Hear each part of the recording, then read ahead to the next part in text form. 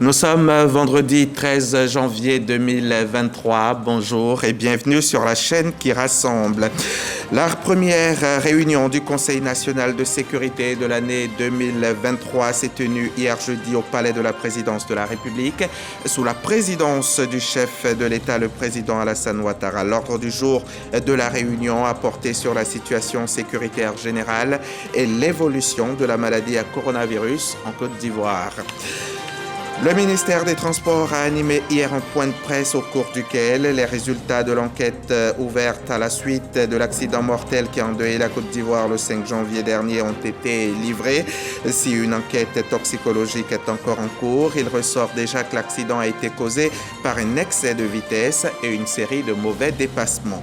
Au Bénin, la Cour constitutionnelle a publié la nuit dernière les résultats définitifs des élections législatives tenues au Bénin dimanche 8 janvier. Les sages confirment les résultats provisoires de la commission électorale qui donne une majorité confortable au Cantalon. Avant la proclamation de la Cour, le parti Les Démocrates a rejeté les résultats provisoires.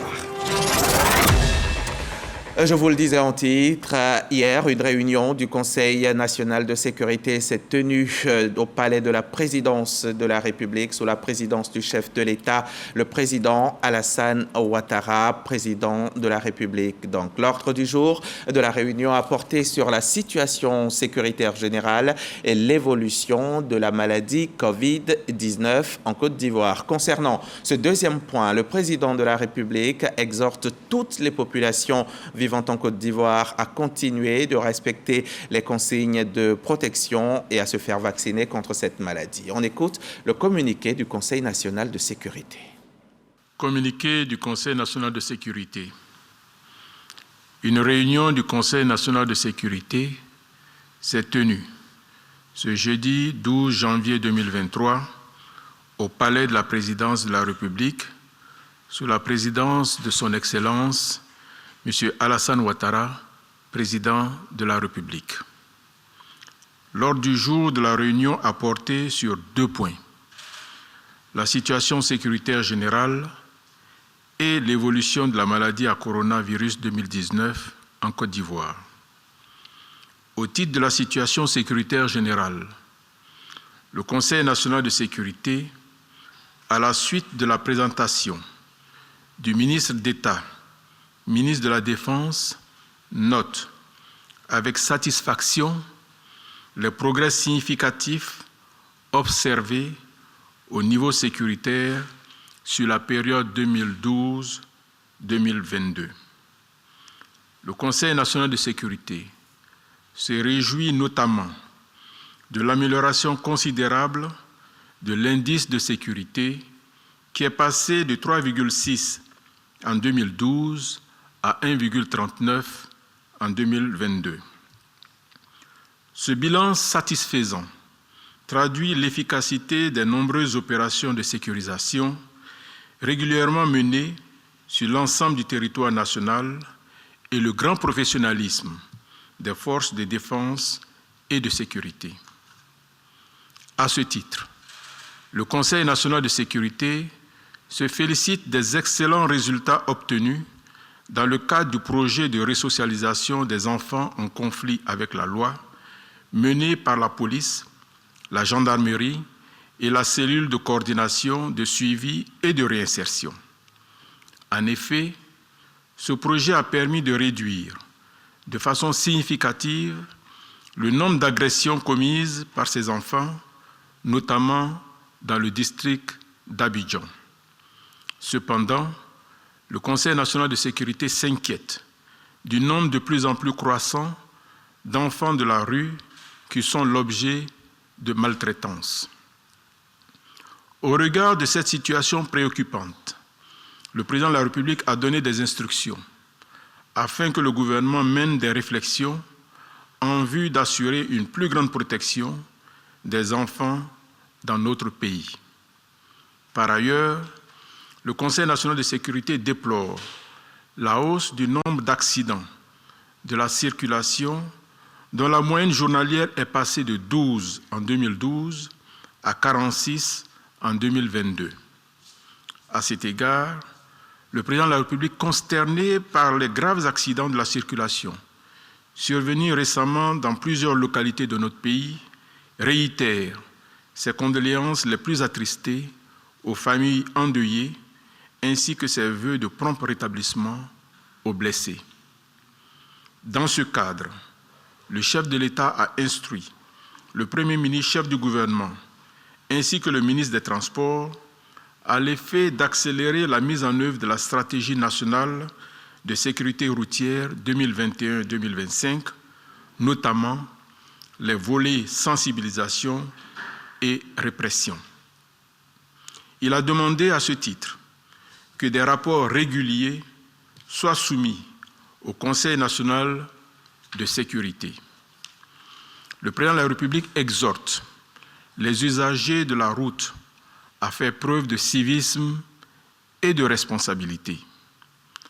En dépit de ces situations, le président de la République, satisfait du bilan sécuritaire général, adresse ses vives félicitations au Premier ministre, chef du gouvernement, au ministre en charge de la Défense et de la Sécurité, au Grand Commandement et à l'ensemble des acteurs engagés dans la sécurisation et la stabilité de notre pays. Les membres du Conseil national de sécurité, pour leur part, expriment leur immense gratitude au chef de l'État pour ses initiatives et ses actions diplomatiques qui ont conduit à la libération de tous nos soldats détenus au Mali depuis le 10 juillet 2022. Le Conseil national de sécurité félicite également nos vaillants soldats pour la discipline, la résilience et le courage dont ils ont fait preuve durant ces mois de détention. Au titre de l'évolution de la maladie à coronavirus 2019 en Côte d'Ivoire, à la suite de la présentation faite par le ministre de la Santé, de l'Hygiène publique et de la couverture maladie universelle, le Conseil national de sécurité note avec satisfaction que la pandémie de Covid-19 est largement sous contrôle en Côte d'Ivoire. Le Conseil national de sécurité, se réjouissant des excellents résultats enregistrés dans la lutte contre la Covid-19 depuis 2020 dans notre pays, a décidé de la levée progressive des mesures et dispositions spéciales prévues dans le cadre de l'état d'urgence sanitaire. Le président de la République réitère ses félicitations au Premier ministre, chef du gouvernement, au ministre en charge de la Santé, ainsi qu'à tous les acteurs impliqués dans la lutte contre cette pandémie. Le président de la République adresse également ses félicitations aux Ivoiriennes et aux Ivoiriens pour les efforts consentis qui ont permis la bonne maîtrise de la pandémie en Côte d'Ivoire. Enfin, le chef de l'État exhorte toutes les populations vivant en Côte d'Ivoire à continuer de respecter les consignes de protection et à se faire vacciner contre cette maladie. Fait à Abidjan le jeudi 12 janvier 2023. Occasion pour nous donc de vous donner les chiffres Covid-19.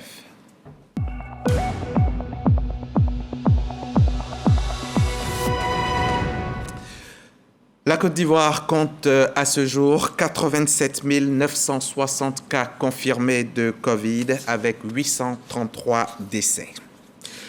L'ambassadeur de la République de Turquie en Côte d'Ivoire a salué hier, jeudi, le dynamisme des relations entre la Côte d'Ivoire et son pays et elle milite ardemment en faveur de leur renforcement. C'était au sortir de l'audience que le Premier ministre Patrick Achi a accordé à la diplomate qui est venue faire ses adieux au terme de sa mission après 4 ans de service. C'était en présence de Franck Quadio, son compte rendu.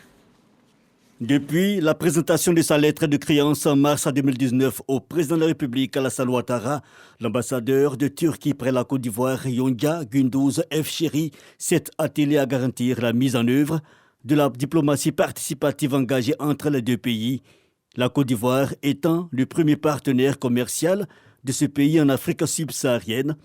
Cette rencontre avec le Premier ministre Patrick Achi s'inscrit dans un cadre convivial, mais il s'agit surtout d'informer le chef du gouvernement de l'achèvement de sa mission en Côte d'Ivoire. Je suis venu ici pour dire merci à son Excellence, Monsieur le Premier ministre Patrick Hachi.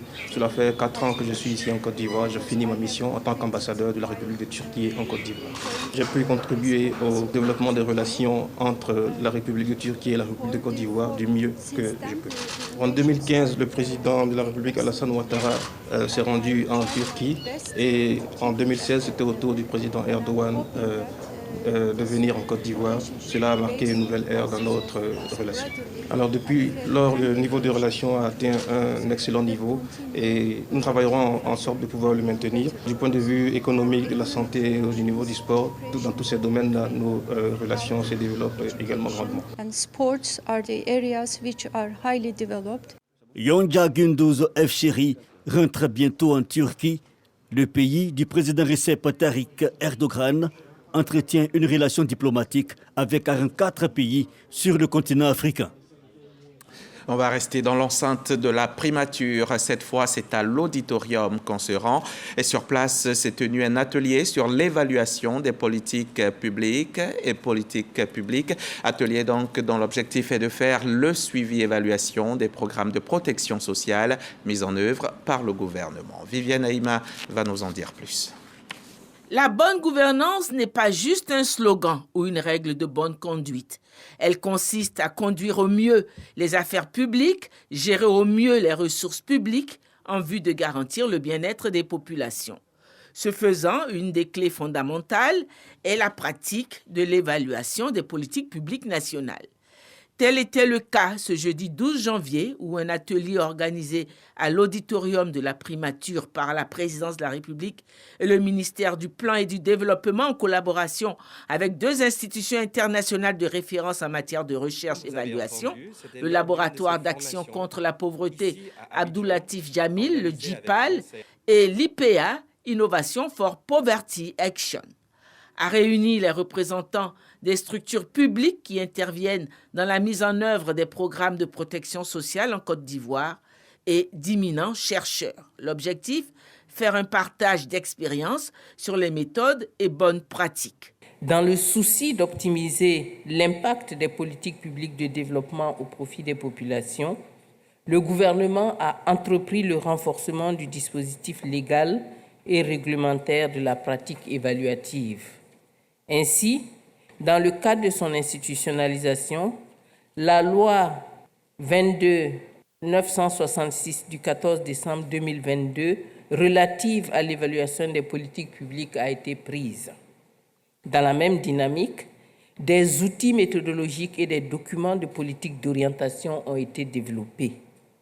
Les efforts se concentrent également sur le renforcement des capacités techniques des acteurs pour permettre de disposer d'un pool d'experts dans le domaine de l'évaluation des politiques publiques. Pour appuyer toutes ces initiatives, la Côte d'Ivoire a décidé de se faire accompagner par des partenaires stratégiques de renommée internationale. Le ministre secrétaire général de la présidence de la République, qui a ouvert cette première session de l'année 2023, a assuré que d'autres sessions suivront pour un bon suivi-évaluation du Plan national de développement 2021-2025. L'atelier de ce jour est le premier d'une longue série d'événements thématiques qui vont être organisés tout au long de l'année 2023. Et l'objectif, c'est vraiment de renforcer nos capacités techniques, les capacités de nos équipes, mais également celui des hauts responsables impliqués dans l'exécution des projets publics. La première session va porter sur la question de la protection sociale. Les autres sessions vont porter sur d'autres secteurs, notamment le secteur de la santé, le secteur de l'éducation et le secteur de l'emploi des jeunes. Considéré comme une règle de bonne conduite, le principe de l'évaluation des politiques publiques est inscrit dans la Constitution de 2016. Depuis le 14 décembre 2022, une loi est venue entériner ce principe. Un reportage de Viviane Haïmin et Ulrich Adongon. On va à présent évoquer la diplomatie parlementaire, un des principaux objectifs d'Adama Bictogo depuis son élection en tant que président de l'Assemblée nationale. Une ambition qui a favorisé la création de nombreux groupes d'amitié parlementaires à travers le monde. Et notre Assemblée nationale est de plus en plus présente à tous les grands rendez-vous parlementaires. Moussa Konaté va nous en faire un point tout en nous indiquant ce qu'est l'apport de la diplomatie parlementaire dans le rayonnement de la Côte d'Ivoire sur la scène mondiale. On regarde. 27 décembre 2022, Adama Bictogo s'adresse aux députés pour la clôture de la session parlementaire de l'année. En présence du vice-président de la République, des présidents d'institutions, le Premier ministre et des membres du gouvernement, le président de l'Assemblée nationale fait le bilan des activités de l'hémicycle. Parmi les chapitres abordés, le renforcement de la coopération entre son institution et celle d'autres pays. Dès mon élection, j'ai de façon explicite exprimé ma volonté de faire de la coopération parlementaire internationale l'un des piliers de mon action, tout en exposant ma vision d'en faire une diplomatie ambitieuse et performante. La diplomatie parlementaire est notre axe de rayonnement de la Côte d'Ivoire, une ambition du président de l'Assemblée nationale depuis son accession au perchoir le 7 juin dernier. La diplomatie parlementaire participe au rayonnement de la Côte d'Ivoire, bien sûr. Et cette diplomatie parlementaire s'aligne sur les grands axes et les positions officielles de la Côte d'Ivoire sur les questions internationales. Et de plus, les réunions internationales auxquelles participe l'Assemblée nationale sont l'occasion de rencontres bilatérales informelles qui produisent des résultats difficilement quantifiables mais très importants. Repositionner l'Assemblée nationale sur la scène des parlements à l'international. Pour réussir le pari, des groupes d'amitié parlementaires avec 49 pays sont mis en place au sein de l'Assemblée nationale en juillet 2022. La diplomatie parlementaire nous permet de faire des échanges entre parlementaires pour connaître les expériences des autres parlementaires. Moi, je suis le président du groupe d'amitié Côte d'Ivoire-Israël. Ça sera l'occasion pour les députés ivoiriens de connaître la procédure parlementaire israélienne et ce sera enrichissant pour nous. Nous avons déjà mis en place le groupe, nous avons déjà des contacts très sérieux avec l'ambassade de l'Allemagne, mais avec le Parlement allemand. Il s'agira pour nous donc de faire des visites mutuelles, d'échanger sur les différentes procédures et tirer les différentes expériences parlementaires des deux côtés. L'Allemagne étant un pays fédéral, ça nous inspirerait de voir aussi comment leur Parlement fonctionne et quelles sont surtout les grandes orientations aujourd'hui des débats au niveau des parlements. En plus de la création de ces instruments pour mener l'offensive diplomatique auprès d'autres structures parlementaires, le président de l'Assemblée nationale est présent à tous les grands rendez-vous. On note la participation de la délégation ivoirienne à la 28e session Afrique de l'Assemblée parlementaire de la francophonie, APF, au Maroc, tenue en juin. Également à la 47e session de l'APF au Rwanda dans le mois de juillet. Puis à la 8e Assemblée générale des parlements contre la corruption au Bénin. Adama Bictogo aussi présent à la 145e session de l'UIP, Union interparlementaire en octobre à Kigali, la capitale rwandaise. À cela s'ajoutent plusieurs rencontres avec des ambassadeurs et des présidents de parlement. Tout ceci dans le but de renforcer la coopération parlementaire. La diplomatie, c'est à la fois celle du chef de l'État, celle du gouvernement, mais aussi celle de l'Assemblée nationale. Ce sont ces actions conjuguées qui renforcent le leadership de la Côte d'Ivoire dans la sous-région ouest africaine et sa place sur l'échiquier international. Et je crois que nous sommes sur la bonne voie. Progressivement, la Côte d'Ivoire retrouve sa place dans le Conseil des Nations. Il regagne des positions. Il noue des alliances avec tous les grands pays du monde parce que nous avons besoin de la coopération internationale pour soutenir notre processus de développement. Rapprochement entre l'Assemblée nationale et les parlements d'autres pays. De l'avis de politologues, l'initiative vient renforcer l'offensive diplomatique menée par l'exécutif. Ce qu'on reproche la plupart du temps à la diplomatie parlementaire, c'est le fait qu'on ait l'impression que c'est une diplomatie concurrente, rivale à la diplomatie gouvernementale. Ce qui n'est pas juste, parce que la diplomatie parlementaire a des objets qui sont différents de la diplomatie gouvernementale. Au contraire, dans une bonne démocratie, la diplomatie parlementaire accompagne et est complémentaire à la diplomatie justement gouvernementale. Et elle est nécessaire. la diplomatie parlementaire pour rehausser l'image de la Côte d'Ivoire à l'international. Également, des ouvertures pour le Parlement ivoirien et une présence remarquable dans les instances de décision et assemblées parlementaires mondiales. L'Assemblée nationale bénéficie de nombreux avantages en portant la voix de la Côte d'Ivoire à ces tribunes internationales sur des thématiques d'actualité, le renforcement de la qualité des relations de coopération parlementaire, la participation aux réunions des organisations interparlementaires et l'occupation de sièges au sein des organes de décision de ces organisations interparlementaires. La diplomatie parlementaire permet de créer des réseaux.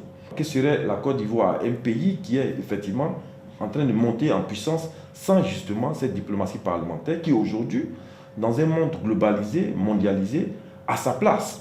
Dans tous les pays importants, les parlementaires désormais participent à l'influence de leur pays, participent aux relations internationales. Donc c'est une bonne vision et elle est d'actualité et je pense que nos parlementaires font bien justement d'insérer cette approche-là dans leur fonctionnement. Accroître la notoriété de la Côte d'Ivoire sur la scène mondiale. Selon le président Adama Bictogo, le succès de la diplomatie parlementaire est le fruit de l'union et l'entente entre les élus de la nation à travers la famille parlementaire consolidée depuis juin 2022, date de son arrivée à la tête de l'Assemblée nationale. C'était un récit de Moussa Konaté, Dramine Lamé, Fernand Conan et bien d'autres caméramans qui l'ont aidé dans ce travail. Souvenez-vous, le 5 janvier dernier, au moment où on s'y attendait le moins, 2 autocars de transport se sont heurtés frontalement non loin de Yamoussoukro, faisant 14 morts et plusieurs dizaines de blessés. Qu'est-ce qui a bien pu être à l'origine de ce drame?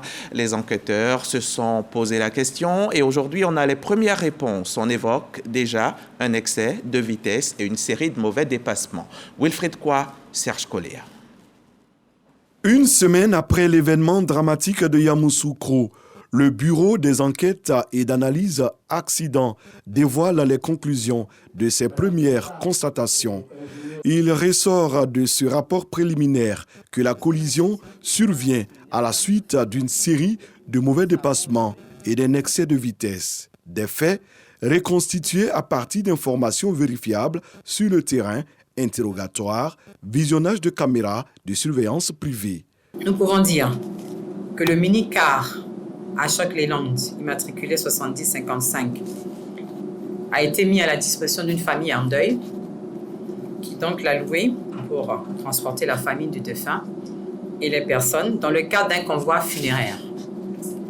Ce car est sorti du convoi funéraire, a avancé sur Yamoussoukro. Donc, parvenu à l'entrée de Yamoussoukro, il s'est engagé à un moment donné dans une série de dépassements. Un premier dépassement, en temps sur la voie de droite, un premier dépassement se retrouve avec une voiture aussi lente, redépasse, mais cette fois-ci se retrouve sur l'autre voie. Pas sur la première voie, mais sur la deuxième voie au milieu. Vu la vitesse, est-ce qu'il y a eu perte de contrôle? L'enquête le dira, mais se retrouve sur la voie du milieu, et bien entendu en face d'un car qui arrive, le car UTB. Et donc le choc est inévitable. La collision elle est frontale entre les deux véhicules. Selon la directrice du Bureau des enquêtes et d'analyse accidents, l'objectif du BEA n'est pas tant de situer les responsabilités individuelles. Il s'agit surtout de reconstituer les faits afin de comprendre les dysfonctionnements et manquements graves ayant conduit à l'irréparable. Les enquêtes se poursuivent à l'effet de tirer les leçons et faire des propositions en vue d'améliorer le système de sécurité routière. Toutefois, ces enquêtes seront utiles au volet judiciaire. Faisons donc attention, la route, ça peut tuer, mais on va sécher nos larmes. Un malheur présage un bonheur. La plupart du temps, c'est vrai. Allons à présent à l'ENA, l'École nationale d'administration. L'École nationale d'administration, c'est là que s'est tenue récemment l'Assemblée générale de la MUSCOPSI, la mutuelle sociale du corps préfectoral de Côte d'Ivoire. Les membres du corps préfectoral se sont donc réunis sur place pour prendre de nouvelles résolutions pour l'année 2023 qui débute. Le témoignage de Laetitia Kwasi et Jean-Marc Djadji. Œuvrer pour l'amélioration des conditions de vie sociale, le renforcement de l'image et du prestige du corps préfectoral, C'est la mission que s'est assignée la mutuelle sociale du corps préfectoral de Côte d'Ivoire, MUSCOPSI. Dans son plan de travail, la MUSCOPSI met en place une assurance maladie digitale appelée MUSCOPSI Ankara afin de répondre aux exigences et problèmes de santé de ses membres. La vocation principale d'une mutuelle sociale, c'est bien la santé. Nous sommes pour cet exercice en mode de gestion partagé avec donc un gestionnaire de réseau. L'année prochaine, en 2024, nous serons en gestion totalement autonome. Et pour cette année, nous avons choisi la digitalisation. C'est-à-dire que tous les membres du corps préfectoral n'ont pas besoin de se déplacer pour effectuer une quelconque démarche. Ils peuvent le faire en ligne, rester dans leur circonscription respective et au final, ils seront tous assurés. Une occasion pour les membres du corps préfectoral d'établir et adopter de manière unanime le projet de budget 2023 de la mutuelle. Nous allons examiner avec donc l'Assemblée générale se propose donc de faire démarrer les travaux de construction de l'hôpital donc des membres du corps préfectoral à Yamoussoukro. Et en plus de cela, de démarrer également dans le courant du premier trimestre de cette année le siège de notre mutuelle. La MUSCOPSI est née le 23 mai 2021 et procède de la mutation de l'association des membres du corps préfectoral de Côte d'Ivoire, AMCP-SI. Le ministère des Eaux et Forêts poursuit sa politique de reforestation et de protection des forêts classées. À Fresco, au sud-ouest de la Côte d'Ivoire, un programme de réhabilitation et de protection de la forêt classée de Dacioko est en cours, une forêt détruite presque de moitié. D'où cet atelier d'information des parties prenantes sur le projet. Atelier auquel a pu assister Sam Conan, notre correspondant dans la région. Derrière ces gros arbres qui bordent la côtière se cache une forêt qui subit une pression anthropique. La forêt classée de Dacioko dans le département de Fresco, d'une superficie de 12 540 hectares, abrite plusieurs espèces animales, dont des éléphants en voie de disparition. Le ministère des Eaux et Forêts, en partenariat avec une société de négoce, veut réhabiliter et protéger cette forêt. Le projet Dacioko est une belle illustration de notre volonté de travailler avec les structures étatiques pour assurer la protection et la restauration d'une forêt ô combien symbolique pour la Côte d'Ivoire. Un atelier pour informer, sensibiliser et prendre en compte les préoccupations des parties prenantes sur les objectifs et résultats attendus s'est tenu récemment dans la salle des mariages de la mairie de Fresco. C'est dans notre bande que nous vivons. C'est là qu'on mange. Et la Côte d'Ivoire, avec les eaux et forêts, ils nous ont dit « Ah, vraiment, vous avez raison, votre bande, elle est à vous, mais elle est tellement bien conservée, on va vous donner son équivalent. » Mais la bande, notre bande fait 1000 hectares. Donc on voudrait dire, s'ils veulent que leur objectif, leur mission arrive à bien, ils n'ont qu'à nous donner notre bande. Selon le représentant du ministre Laurent Tchagba à cet atelier, toutes les inquiétudes seront prises en compte pour la réussite de ce projet. Le ministre-gouverneur Philippe Légré, qui présidait la rencontre, a insisté sur la préservation de la forêt classée de Dacioko et également permettre aux populations riveraines de vivre. Il y a des mesures d'accompagnement. Avec ces mesures d'accompagnement, il n'est pas question que ces forêts classées-là soient agressées. Celui qui agresse ces forêts classées-là ira en prison. Il n'y aura personne pour intervenir. Après cet atelier d'information, la deuxième phase va consister à la collecte des données pour établir l'état des lieux de la forêt et de la zone périphérique. Un reportage signé Sam Conan, notre correspondant dans le Bas-Sassandra. C'est un véritable cadeau de Nouvel An qui est offert en ce début d'année 2023 aux populations de Katiola. Elles viennent de recevoir des infrastructures scolaires et hydrauliques, des kits scolaires et du matériel de salubrité. Le taux d'une valeur de plus de 22 millions de francs CFA. Un don fait par Yereta, une association des cadres du quartier Djoulabougou de la ville de Katiola. Reportage Geneva Ouattara, RTI Boaké. L'association des cadres du quartier Djoulabougou de Katiola, réunie au sein de Yereta, qui signifie en langue locale malinké, se prend en charge, fait du bien-être des populations une priorité. Les membres de cette association ont offert plus de 700 kits scolaires et des équipements sportifs à cette école primaire de la localité ainsi qu'une cantine scolaire à l'EPP Sud de Katoula avec le soutien de la Fondation Petrosi. Un don également d'équipements de salubrité aux jeunes pour l'assainissement du cadre de vie et d'un forage solaire motorisé d'une capacité de 3000 litres d'eau aux populations de Djoulabougou. Les remises des infrastructures à la communauté éducative et aux populations ont eu lieu en présence des autorités locales. Coût des dons, plus de 22 millions de francs CFA. Il est important que nous fassions preuve de solidarité envers nos populations. La plus grande satisfaction qu'on a, c'est de voir le bon usage que les populations bénéficiaires font des dons qu'on leur remet.